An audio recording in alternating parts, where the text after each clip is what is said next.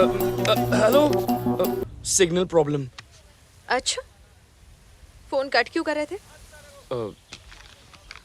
उस दिन मैंने जो भी कहा वो सुन लिया ना? हाँ, सुन लिया। तुम भी तो यही चाहते थे ना? तो अब मुझे अवॉइड क्यों कर रहे हो? सोच रहा था एक बार और चेक कर। क्या चेक करना चाहते हो तुम? ओल्ड एज होम की बिल्डिंग मिल जाए इसलिए राकेश से प्यार कर बैठी और उसकी सच्चाई जानने के बाद मुझसे प्यार करने लग गई। सोच रहा था कहीं राकेश की तरह मैं भी तुम्हारे दिमाग में तो नहीं, इसीलिए मैं एक लंबा सा गैप लेकर अपना शक दूर कर रहा था, पर पकड़ा गया। तुमने मुझे समझ क्या रखा है? हाँ, क्या सोचते हो तुम मेरे बारे में? उस दिन मरने से पहले मुझे राकेश की याद नहीं आई, तब तुम ही ने कहा था ना कि ये प्यार नहीं हो सकता। तुम मुझे 7 दिन दिखाई नहीं दिए तो मेरा मर जाने को दिल कर रहा था। इसे तो प्यार ही कहते हैं ना। तुम्हें कोई और मिल गई है क्या? तुमसे कुछ पूछ रही हूँ मैं, जवाब दो, कुछ तो बोलो टोनी।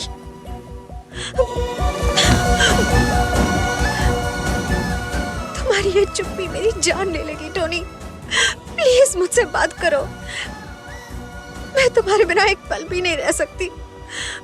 वादा करो कि तुम मुझे छोड़ के कभी नहीं जाओगे।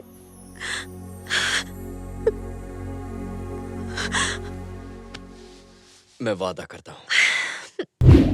डॉग फादर, नहीं गॉड फादर, अब आगे क्या होगा? एक तो वो हत्यारा अभी तक नहीं मिला, उसके ऊपर ये नया पुलिस ऑफिसर हमारा ब्लड प्रेशर ऊपर नीचे करता जा रहा है। धरती फिर से हिल रही है भाई। अरे ये बाल में आप फिर से आ गया।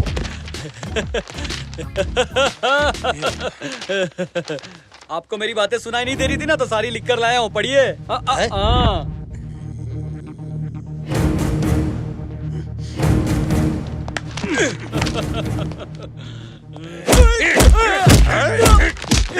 अबे 4 क्लास क्या पढ़ लिया तू? अपने आप को बड़ा पढ़ा लिखा समझता है क्या? तुझे पता नहीं कि काला अक्षर मेरे लिए भैंस बराबर है। भैंस से कहीं के छोटे, तू आया तो मुझे याद आया कि आज मेरी गली में चांद निकला। ये गूंगा मेरे 12 बजा रहा था। पर 12 तो इसकी शक्ल पे बजे। अरे इसकी शक्ल ही ऐसी है। कल गूंगा बनकर मोना एक्टिंग कर रहा था और आज ये लव लेटर लेकर आया है। देखो ये हिंदी में लिखा है, फारसी में। अबे चुप इधर से। जरूर मेरी बुराई की होगी इसने। तूने अभी तक नहीं बताया? मुझे तो लगा कब का बता दिया होगा। क्या नहीं बताया? कुछ नहीं झुन्नू भाई, इरफान और उसके आदमियों को और मिनिस्टर और उसके बेटे राकेश को किसने मारा वो लिखा है इसमें। उन्हें किसने मारा? मैंने। और किसने? तुमने? हाँ झुन्नू भाई। देख छोटे, ये कॉमेडी का वक्त नहीं है, मैं फुल ट्रेजेडी के मूड में हूँ। मैं कॉमेडी क्यों करूँगा? आपको यकीन नहीं होता ना?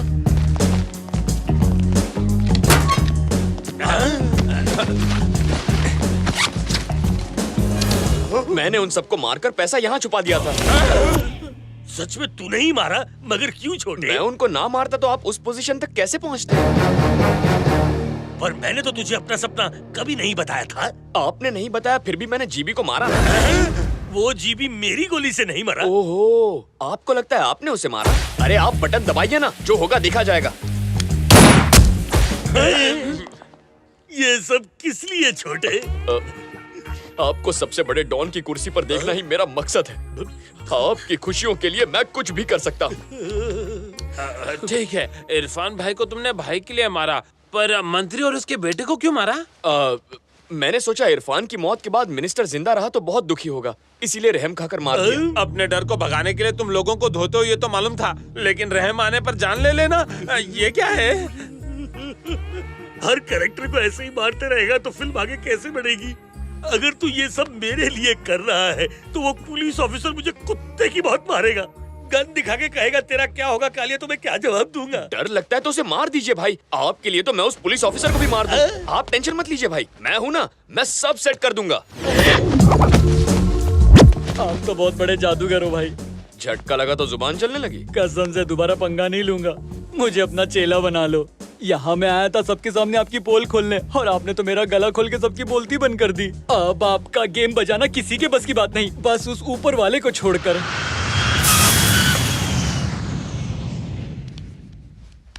जहाँ तक मैं जानती हूँ इनकी किसी से कोई दुश्मनी नहीं थी। कितने शांत स्वभाव के थे ये। मेरे मासूम बेटे और पोते को मार डाला रे। ये क्या हो गया? ये मंत्री जी की कुछ चीज है। इरफान भाई को मरे हुए इतने दिन हो गए और खूनी का अभी तक पता नहीं चला। कोई भी फोन करता है तो अज्जू भाई का फोन समझ के डर जाता हूँ मैं। उन्हीं का नाम मत लेना, उसने ये सब मेरे लिए ही तो किया है। आपका कहना बिल्कुल सही है। पता लगाओ खूनी कौन है। अज्जू भाई को नहीं पता चला कि खूनी कौन है तो हमें क्या पता चलेगा? उन्हें कैसे पता कराएं? अरे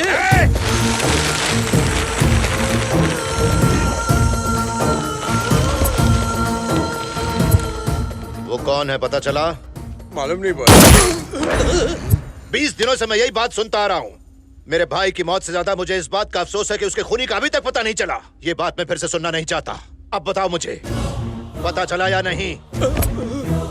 पता चला या नहीं? ये तो मैं बड़ी असमंजस में फंस गया हूँ। बताऊंगा तब भी मरूंगा और नहीं बताऊंगा तब भी। इस खामोशी से दिमाग और भी चकरा रहा है। अगर हमें थोड़ा बस करो, तुम लोगों से नहीं होगा इसलिए मैं खुद आया हूँ। ये गैंग वॉर नहीं है, किसी एक आदमी का काम है।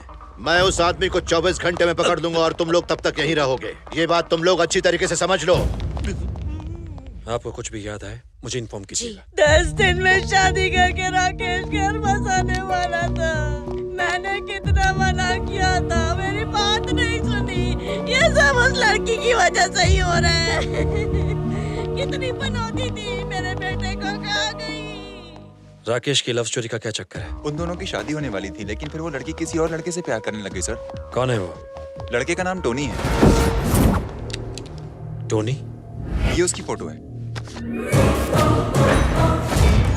इसका नाम टोनी है सर। 1 साल से मुंबई में दिखाई नहीं दिया।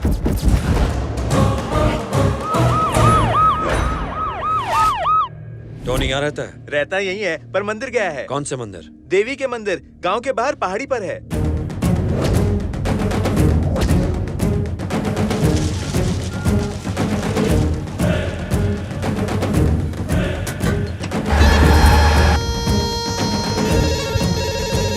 उस टोनी की मुझे सारी डिटेल्स चाहिए immediately. Okay sir. Prabhu the great, Ajju भाई ने ठान लिया है कि वो अपने भाई के खूनी को मार देगा और टोनी ने ये सब मेरे लिए तो किया है। अगर टोनी भाई के हाथ लग गया तो हम भी खत्म हो जाएंगे। हम उस पुलिस ऑफिसर या अज्जू भाई के हाथ ना लगे, इसलिए इतनी दूर आपकी शरण में आए हैं प्रभु द ग्रेट। अब आप ही हमारी रक्षा कीजिए। 10 बार इस मंदिर की परिक्रमा कर लो, सब ठीक हो जाएगा। ये लड़का बेटा। हम दोनों शादी करने वाले हैं। अच्छा, अपना हाथ तो दिखाइए। रहने दीजिए, मैं ये सब नहीं मानता। अरे हाथ आगे करो ना। देखिए, इस टेढ़े की हाथ की रेखाएं सीधी नहीं होंगी। देखने में तो नहीं लगते, पर हो तुम बहुत टेढ़े। हाँ, आपने तो मेरा ही डायलॉग मारा। बेटी, मंदिर के हवन कुंड में आहुति देकर परिक्रमा कर लो, इससे सब कुशल मंगल हो जाएगा। जी ठीक है। चलता हूँ पंडित जी। तुम कहाँ जा रहे हो? अकेले में बात करने के लिए ही तो उन्हें वहाँ भेजा है। आज तक तुम्हारे जैसा हाथ किसी का नहीं देखा। कहते तुम कुछ और बात हो, आंखें तुम्हारी कुछ और कहती हैं। तुम्हारा हर व्यवहार तुमसे विपरीत है। किसी के समझ में नहीं आता कि तुम्हारा चरित्र है क्या। फिर भी आप काफी कुछ समझ गए। देखो बेटा, उस लड़की को मैं कई दिनों से जानता हूँ। बहुत ही नेक लड़की है, सच्चे दिल से चाहती है वो तुम्हें। ये उसकी आंखों में साफ नजर आता है। उसके दिल को चोट मत पहुंचाना। तुम्हारा जीवन संकटों से घिरा हुआ है, पर ये मत सोचना कि सदैव तुम्हारी विजय होगी। काल कभी भी तुम्हें डस सकता है।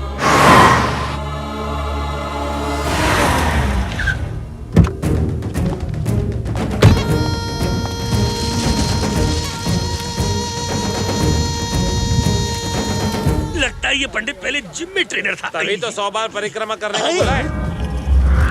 पहचान गया तो कुत्ते की बहुत मारेगा।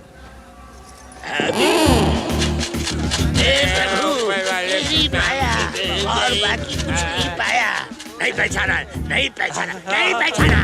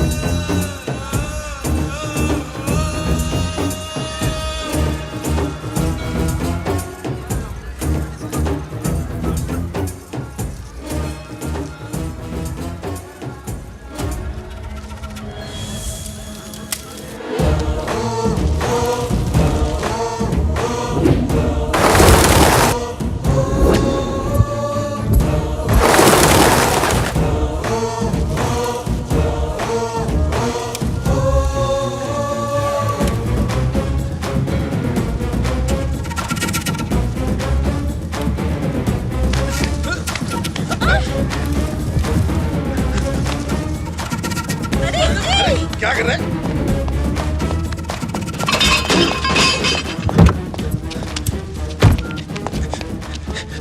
मुझे वो मौका दिया निहारिका के रूप में।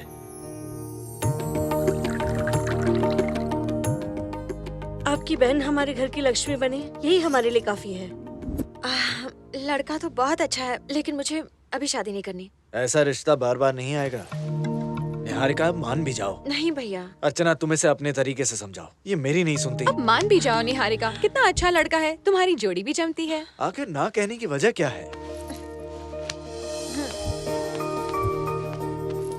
ये है मेरी वजह। भैया, मुझे अभी शादी करके यूएस में सेटल होके आप लोगों से दूर नहीं रहना है। आप भी मेरी दुनिया हाँ, हो। पर कभी तो आपको मेरी कसम है, आप मुझे फोर्स नहीं करेंगे। बबलू कैश जल्दी लेकर आ।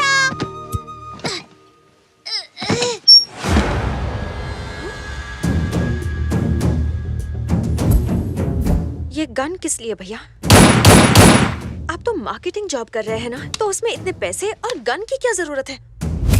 आप कोई गलत काम नहीं